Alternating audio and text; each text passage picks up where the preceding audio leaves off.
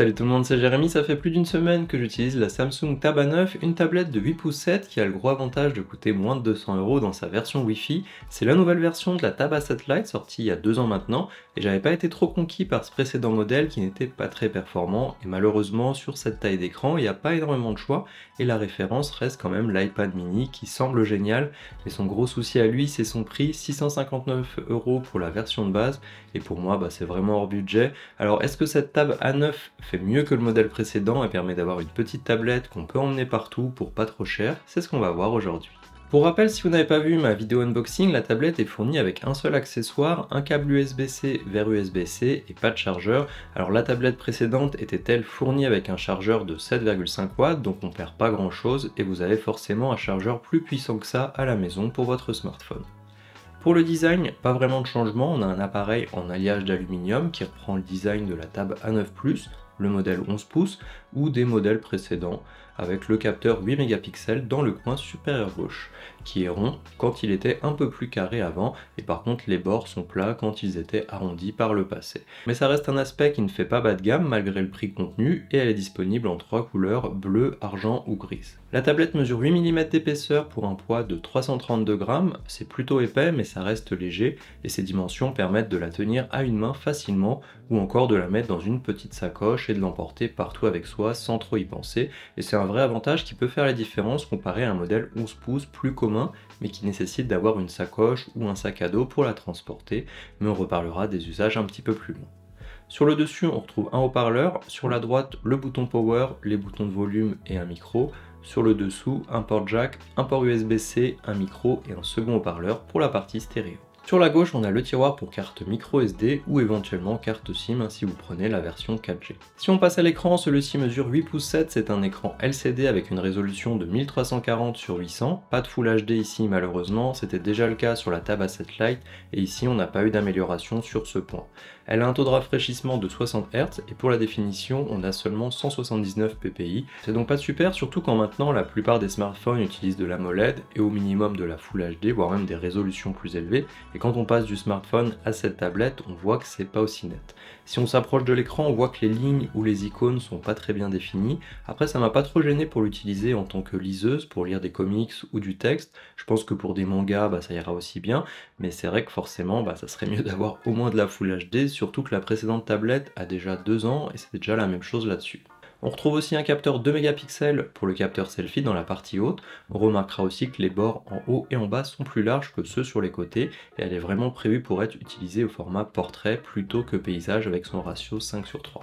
Pour la partie puissance, on a une amélioration, par contre la précédente tablette ralentissait dans une utilisation classique, juste pour ouvrir des applications ou naviguer. Ici c'est plus le cas, elle est bien fluide avec le Mediatek Helio G99 et avec ses 4 ou 8 Go de RAM ainsi que ses 64 ou 128 Go de stockage. La Tab A7 Lite elle n'avait que 32 Go de stockage et 3 Go de RAM, ce qui était vraiment juste. L'espace peut être étendu avec une carte SD jusqu'à 1 Tera et sur la version 64 Go on a en fait 45 Go utilisables si on enlève l'espace pris par le système d'exploitation.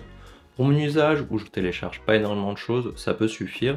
Dans mon cas, mes tests sont faits avec la version Wi-Fi 64 Go, mais elle existe aussi en version 4G, ce qui peut être pratique vu qu'on peut la transporter partout avec soi, ou pour s'en servir comme un GPS aussi dans une voiture. Après, on peut tout à fait utiliser un partage de connexion avec son smartphone, bien entendu. La tablette tourne sous Android 13 et One UI 5.1.1. De ce que j'ai trouvé en ligne, on peut espérer 2 ou 3 mises à jour d'Android et 4 ans de mise à jour de sécurité, mais c'est pas écrit clairement sur le site de Samsung, donc à voir si ça sera vraiment le cas. Sinon on aura une expérience similaire aux autres produits de la marque en termes de menus, d'applications installées.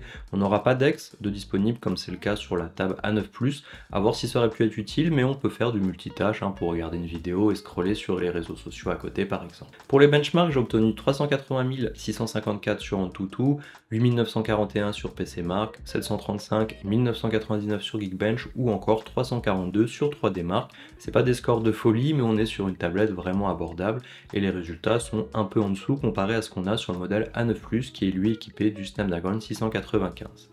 Comparé au précédent modèle, ça reste fluide à l'usage et en termes de jeux vidéo sur PUBG, on peut mettre les paramètres sur HD et élevé ou encore équilibré et ultra, et sur Call of Duty on sera au mieux en moyen et élevé pour vous donner une idée, et puis on évitera les jeux trop gourmands ou sinon en baissant vraiment les paramètres. Pour les DRM, on a bien du L1, donc on pourra mettre Netflix en Full HD. Sur YouTube aussi, on peut choisir une résolution allant jusqu'à 1440p. Et dans cet usage, c'est pas aussi bien que sur une tablette plus grande, hein. Je préfère 11 pouces pour cette partie-là, avoir vraiment plus de détails d'écran, mais la qualité est suffisamment bonne une fois qu'on est dans l'application. Pour les usages d'ailleurs, on peut comparer une tablette 11 pouces, comme je vous le disais, que je préférais pour regarder des séries ou des films dans mon lit. Ce format 8 pouces 7 donne encore plus envie de l'utiliser pour à peu près tout en fait, hein. C'est un bon trait d'union entre un smartphone qui peut être trop petit et une tablette plus grande qui sera plus lourde à tenir à bout de bras. Et du coup, je l'ai plus souvent utilisé que ma tablette habituelle. Et ce format prévu pour être utilisé au format portrait se prête bien pour la lecture d'e-book, de comics, d'actualité, pour les réseaux sociaux, lire ses emails, etc. Même pour les jeux vidéo, habituellement je ne joue pas sur tablette car je trouve pas ça confortable, et là aussi ça s'y prête bien, les pouces arrivent bien sur les commandes, et en gros tout ce que je fais sur smartphone, je peux le faire plus confortablement dû à la taille d'écran, ce que je fais pas sur une tablette plus grande. On n'a par contre pas de support pour un stylet actif, on pourra juste utiliser des stylets classiques qui remplacent votre doigt, mais pas de stylets qui sont faits pour dessiner ou prendre des notes, qui peut être pratique sur une tablette qu'on aurait constamment avec soi justement. Une cover de protection est disponible et actuellement offerte avec les offres de lancement, et je pense que ça peut être un bon accessoire à avoir, surtout si on compte la prendre un petit peu partout avec soi, mais sinon on n'a pas de clavier de prévu visiblement, en tout cas il n'y a pas de connecteur, et dans mon cas je l'ai utilisé avec le Logitech Keys2Go qui est un peu plus grand que la tablette et qui permettra de répondre aux emails ou d'écrire du texte facilement en déplacement. Pour la partie audio, on a bien de la stéréo et un port jack, mais pour les haut-parleurs ils sont pas très performants, ce qui est à attendre sur cette gamme de prix. Concernant l'autonomie, elle est équipée d'une batterie de 5100 mAh et supporte une recharge max de 15 watts, pas de chargeur fourni avec comme dit plus tôt, et pour le temps d'utilisation, j'utilise l'application PCMark pour simuler une utilisation classique et avoir un test qu'on peut comparer entre les appareils, et ici j'ai obtenu 10h36. Alors c'est pas trop mal vu que la batterie est pas énorme, par contre la recharge est vraiment longue, faut compter 2h16 pour passer de 18 à 100%, donc même pas une charge complète en partant de zéro, et j'aurais espéré que ça soit plus rapide vu que justement la batterie n'est pas aussi grosse que ça, mais malheureusement ce n'est pas le cas. Pour la photo et vidéo, comme dit avant, on a un capteur principal de 8 mégapixels et un capteur selfie de 2 mégapixels. Comme je le dis à chaque fois, sur une tablette, c'est pas ce qu'on utilise le plus, et ici, il vaudra mieux éviter de toute façon. Je vous mets quand même quelques exemples pour la forme. Pour les prix, ça va varier en fonction du stockage et de la connectivité. En version Wi-Fi, la Tab A9 sera dispo à 189 € en version 64 Go et 230 en version 128. Pour la version 4G, le prix sera de 229 pour la version 64 et 269 pour la version 128.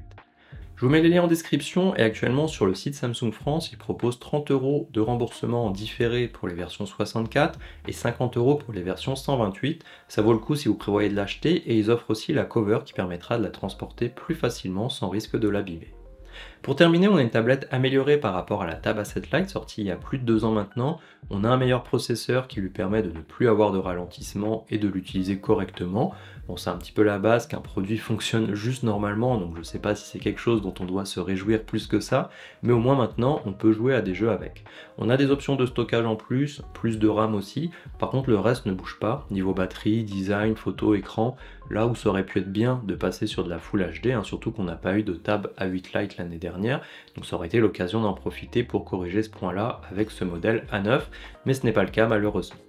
Après en tablette 8 pouces, il n'y en a pas tellement sur le marché. Comme dit en intro, la référence ça reste l'iPad mini qui sera meilleur en tout et utilisable avec un stylet, mais pour 3 ou 4 fois le prix, il faut vraiment en avoir l'utilité, et les autres modèles existants n'auront pas forcément le sérieux de Samsung pour les mises à jour ou encore son écosystème, donc même si elle n'est pas parfaite, pour cette taille d'écran ça reste un bon choix, surtout si on profite de l'offre de lancement, et connaissant Samsung, on peut s'attendre à avoir des promotions rapidement dessus. Voilà, j'espère que cette vidéo vous a plu. Je vous prépare un comparatif entre la Tab A9 et la Tab A9 Plus, je vous la mettrai juste ici quand elle sera disponible, et je vous mets ici une vidéo sur les meilleurs claviers Bluetooth pour tablette qui pourraient vous servir avec celle-ci, et on se voit dans la prochaine vidéo.